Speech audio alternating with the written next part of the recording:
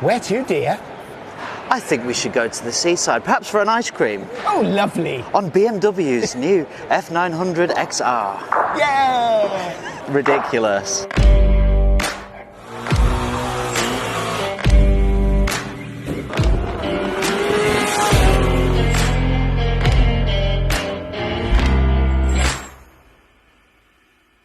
Hi folks, welcome back to the BMW stand here at the NEC.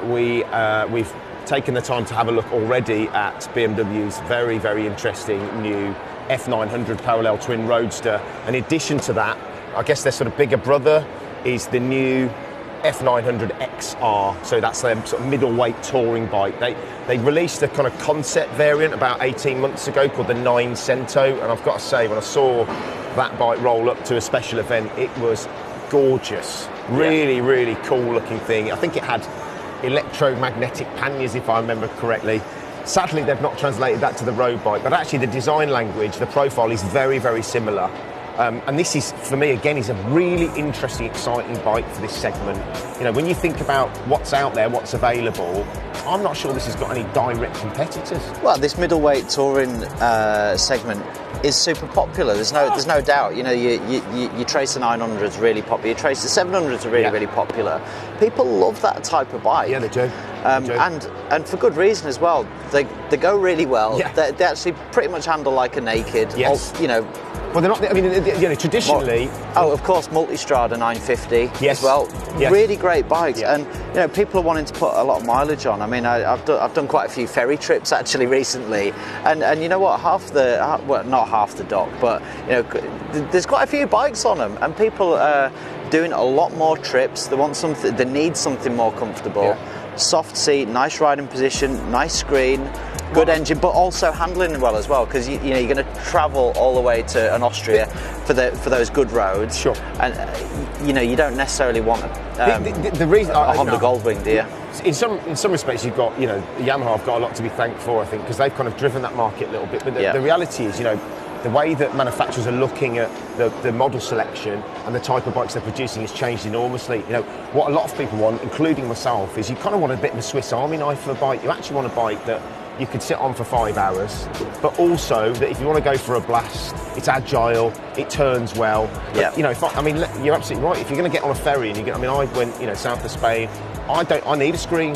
I like heated grips. I love cruise control. So, Chris, thanks so much for your time. I know we've just spoken very briefly about the F800, 900R, and I was sort of fascinated to get a sense of how that differs from the new XR. You just talk me through how they kind of, you know, how they compare in terms of riding experience. Yeah, it's a funny thing because, essentially the backbone of the bike is the same. You know, they're based on the same chassis, the same engine.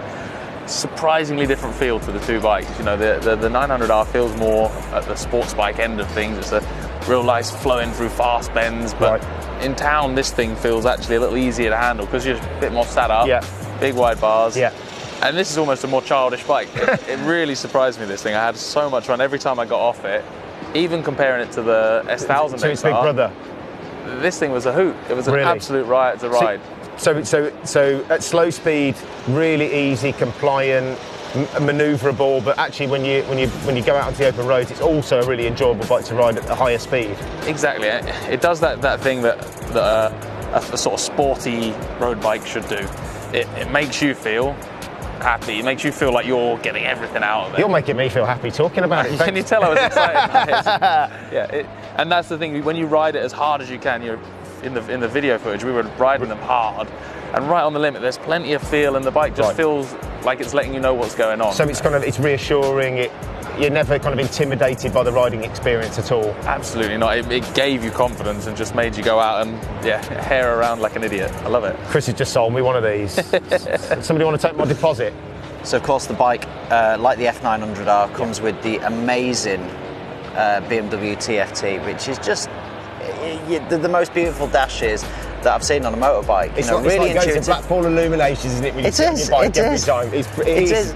It's a nice welcome, isn't it? As you get on, you know. It sounds ridiculous, right? You kind of, you get on this bike a winter evening and that lights up. Oh, that's nice. Yeah, it's like a nice warm. I almost feel like I'm in my car. but it is. Jokes aside, it's super crisp, isn't it? Yeah. Really easy to use.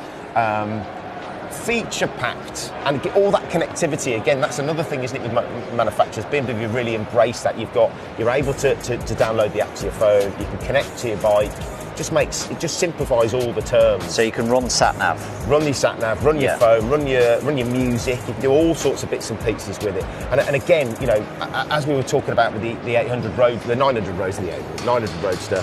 Most people are going to buy the TE, the Touring Edition, because you get so much more for your money. Yeah. And without banging on about value again, you know, this bike on the road, just under 10.4, with all of these toys. That's the sport version, then the touring version. Yes, okay, sorry, the touring version. So the standard comes in at 9,365, and this one is 10,365. So effectively, for another £1,000, you get riding modes, Pro, quick shifter, heated grips, cruise control. The list is very long. Yeah. So you are getting a massive amount of bike for your money. And like I say, a kind of incredibly usable tool for all types of riding, touring, going out for a blast, everything. And that I think is the key for me. I mean, it's a difficult one. I've come on over here and vacillated wildly. Do I prefer this? Do I prefer that? I don't know. I think you're a fan actually of that screen, Mark, aren't you? I'm a middle-aged man. It works man. as well. It works well. I love the fact that you just do that to lift it up and down. I mean, that's great. I mean, we had a KTM recently, and you had to like get your Allen key out and unscrew the bolt, and then lift it up. And even then, it didn't work. You've got to stop for 15 minutes. Get your tool bag out. Yeah, in the cold. So this is really, really good. I actually prefer the red, you know, being honest, but it comes in 3 different colourways, doesn't it? So it comes in a red, comes in a grey, and I think it comes in a black as well. No, there's a gold. Oh, a gold. Well, I'm not sure exactly what the BMW terminology for that colour is, but actually, you kind of think gold and you think, not so much. But in the flesh, that is a very nice looking motorcycle. Yeah. The other thing that they do quite nicely on this bike, and we didn't mention it in the F900R1, is that they do a really nice exhaust. You know, and we've talked a bit about exhaust getting bigger and bigger, and you know, sort of. Let's talk about exhaust. Yeah. So we're talking about exhaust. So it's quite a nice favourite topic. It's quite a nice exhaust on this one. It's got like a slash cut exhaust. Yeah. It's not enormous. I don't think, honestly, even if I could talk myself, we could live in that one. It isn't quite big enough. Interestingly as well, I think we would be remiss not to mention that these bikes do come in A2 licence friendly form. So you know, if you're an A2 licence holder, you're at an age where you can't go for your full. These can come as an A2, which is amazing, right? Yeah, it is. Yeah. You can have this much bike, and you could be, I don't know how old you are to be A2 licence compliant. It was 20, a long time ago. 21 or something. 21, yeah. But you've got that option too. So they really have ticked so many boxes with these bikes, and again put their best foot forward in what is a very competitive market. But you know, honestly, again, at the risk of sounding like a total sycophant, I honestly can't say to you that there is a direct competitor at this price. No. That's the thing that surprises me the most is how they've managed to position these bikes at the price they have. If you think about, and you consider that it's BMW, so you know everything else. And there are other brands out there, but it's not going to be as well made as this. No. And everyone that uses a BMW product, whether it's a GS owner or an R9T owner, you know, there's never any complaints about the build quality. No. You know, and that's why they keep coming back, because they are well made. Yeah. And you go on other stuff and it's all a bit plasticky and stuff. These guys really take care because they're such a big worldwide brand. Technically, you should be actually paying a premium for that. But I think the reality is that you're not in this case. I don't think BMW want this to be a secret, but frankly, I really am incredibly surprised at how they've positioned these bikes price-wise. I do think, dare I say it, they're a bit of a bargain. Yeah. You know, if you are looking to upgrade from a kind of smaller capacity bike, and you want to get yourself onto a real full-size machine, whether it be the Roadster, whether it be the XR, they are phenomenal value for money. There's no doubt about it. Just very quickly, obviously it being the touring-based bike, the tank is slightly larger. I don't know whether we mentioned the Roadster video, but that's a 13 and this is a 15-litre tank, so range is sensible. Okay. So again, the F900XR is fitted with Brembo brakes, just like the naked variant. So it's going to stop really well, basically. Same setup as the new 900 Roadster.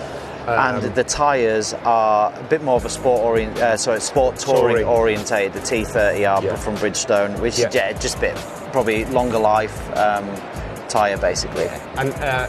And one other interesting piece of technical is that this is just 8 kilos heavier than its naked equivalent, which is very little, frankly, isn't it? It's probably like a big Christmas dinner.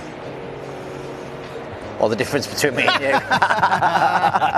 If you enjoyed the video, don't forget to like, please subscribe to the channel. Massive endorsement from me, incredible value for money. So come along and check it out as soon as you get the chance. We'll see you in the next one.